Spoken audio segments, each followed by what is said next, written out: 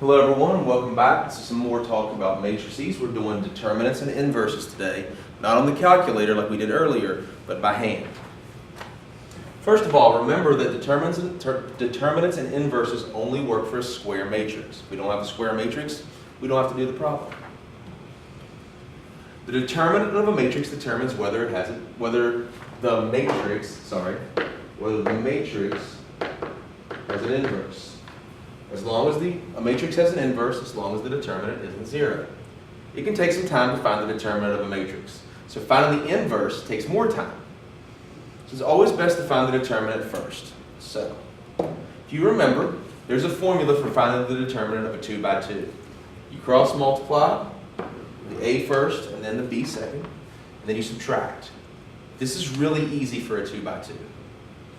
Everything else is going to require taking the determinant of a 2 by 2, so we need to know this. So for example, if I cross multiply here, -5 times -4 is 20, minus -3 times 3 is -9, and I get a determinant of 29. Well, what is that determinant determining? It's determining that since this is not zero, this matrix has an inverse.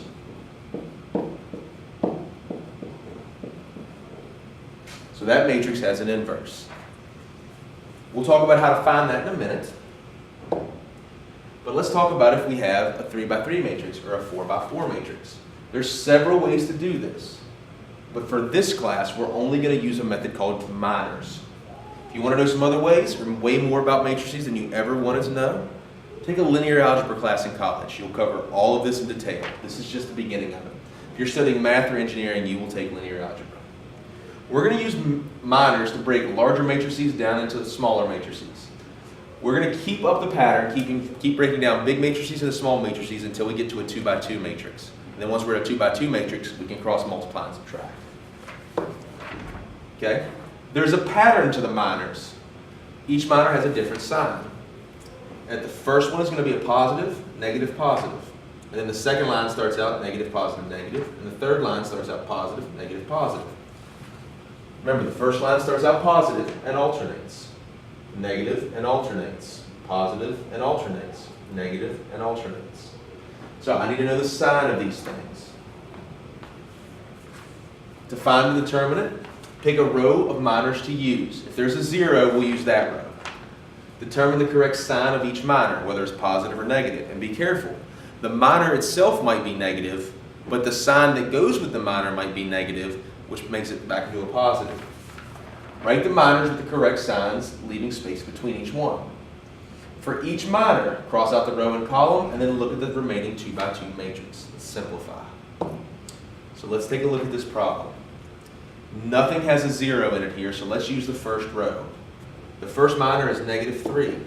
Its sign was positive, and a positive times a negative is a negative. I'm going to leave a blank space there. This minor is 4, but remember this sign is going to be negative, so I'm going to make it -4, and I'm going to leave a blank space there. The third minor is plus -5 or -5, and I leave a blank there. By the way, if I wanted to use this row, I could.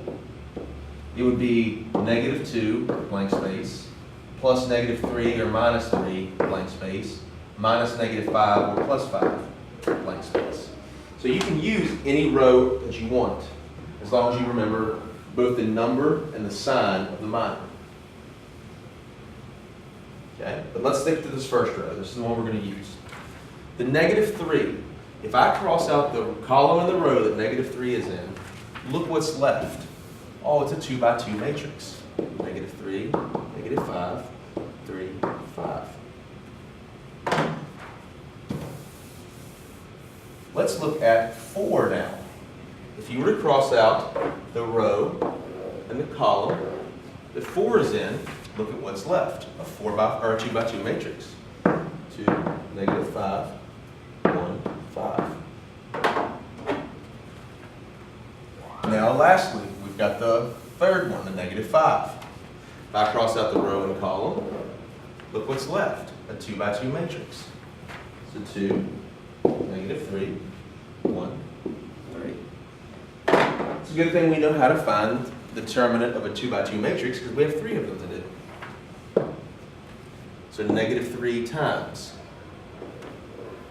negative 15 minus negative 15 minus 4 times 10 minus negative 5 minus 5 times 6 minus negative 3.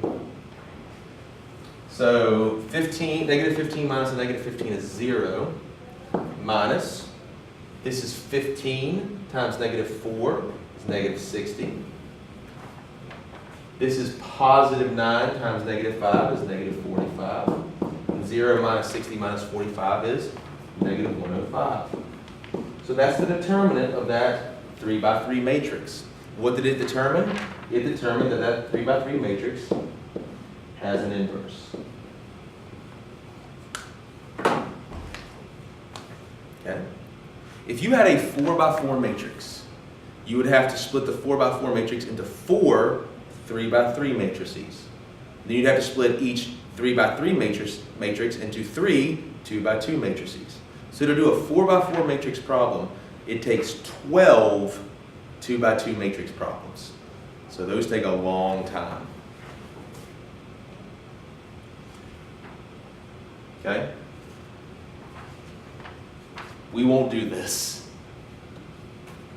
The inverse of a matrix by hand. Just as with determinants, there are several ways to find an inverse. For this class, we're going to find the inverse by using augmented matrices and elimination. We're going to set up an augmented matrix. This is the matrix we want the inverse of, and this is the identity matrix. It should look familiar from last class. Remember, this is what we wanted to get last class to get our answer. Here's what we're going to do. We're going to do the row operations we did last class on this side until it looks like this side. So we're going to get 1, 1, 1, and then zeros here and here. And then whatever's left on this side after we do that, that'll be the inverse of the original matrix.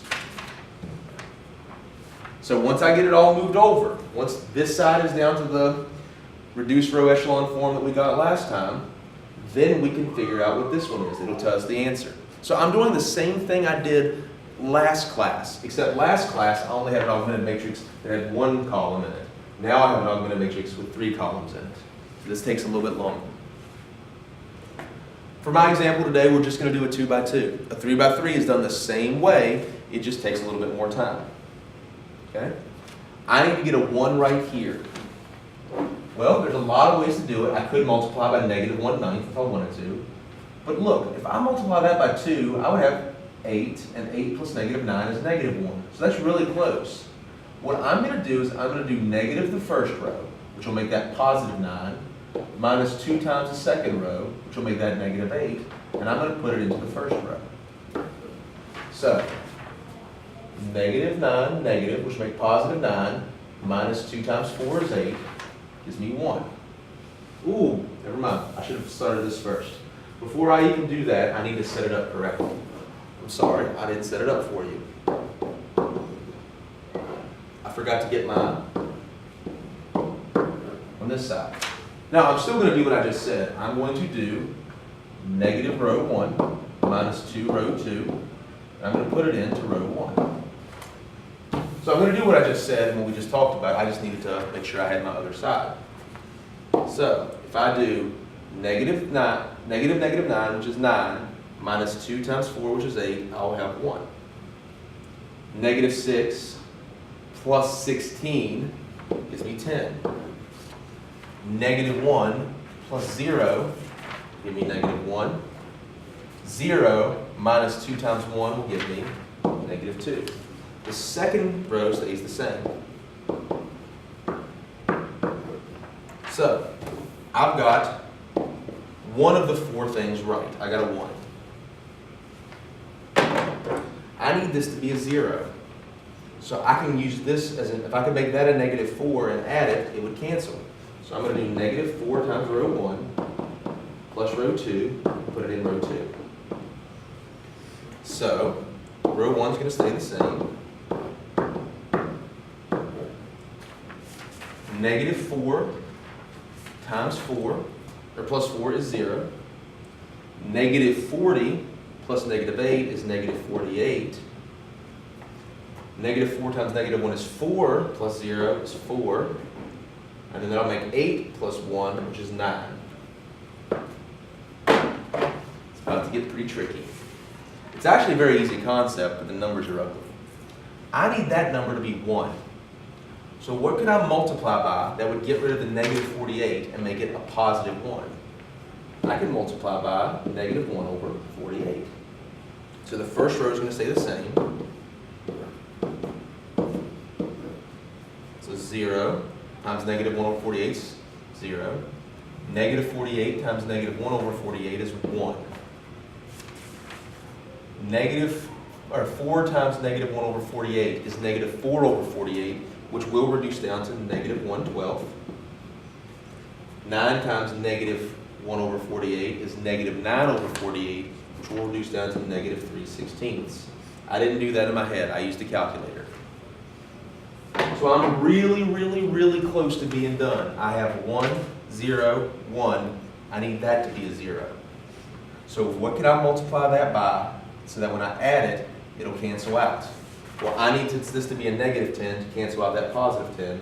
So I'm going to say negative 10, row 2, plus row 1, and I'm going to put it in row 1. So row 2 stays the same.